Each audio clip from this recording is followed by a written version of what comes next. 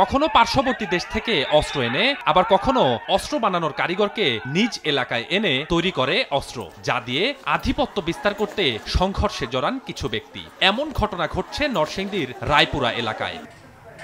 রাজধানীর কারওয়ান বাজারে মিডিয়া সেন্টারে র্যাব জানায়, গত কয়েক মাসে নরসিংদীতে এসব সংঘর্ষে ৫ জন নিহত এবং আহত হন অন্তত ৫০ জনের মতো। অপরাধ কর্মকাণ্ডের পর তারা পালিয়ে যায় চরাঞ্চলে। সায়েদাবাদ একটা এলাকা, এখানের একটা গ্রুপ রয়েছে, বালুর চরের একটা গ্রুপ রয়েছে, চাঁদপুরের একটা আলাদা গ্রুপ আছে।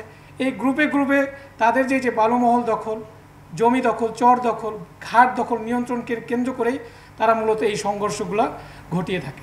এসব ঘটনায় জড়িত ৮ জনকে গ্রেপ্তার করেছে র্যাব ১১। উদ্ধার করা হয় দেশি বিদেশি বেশ কিছু অস্ত্র ও গোলা। র্যাবের দাবি, এসব অস্ত্রের যোগান আসে নদীপথে পার্শ্ববর্তী দেশ থেকে। এছাড়াও তারা কক্সবাজারের যে মহেশখালী এবং যে পাহাড়ি এলাকা রয়েছে, এই এলাকায় কিছু কারিগর রয়েছে, সেখান থেকেও তারা এই অস্ত্রগুলো কালেক্ট করে থাকে এবং তারা কখনো ওই জায়গা থেকে কারিগর তাদের এলাকায় নিয়ে এসে এখানে বসেও বানায়। নারায়ণগঞ্জের আলোচিত ত্বকী হত্যাকাণ্ডের বিষয়ে জানতে চাইলে র্যাব জানায়, মামলার তদন্ত প্রায় শেষ, শিগগিরই দেওয়া হবে চার্জশিট।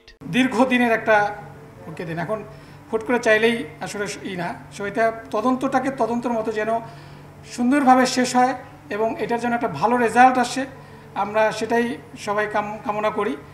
সো আমি আপনাদেরকে বলবো যে অতি শীঘ্রই এটা আপনার ইনশাল্লাহ মামলার চার্জশিটে বিস্তারিত উঠে আসবে বলেও জানায় র্যাব। এবং আমাদের অনেক ডেভেলপমেন্ট। স্বপন আহমেদ, সময় সংবাদ, ঢাকা।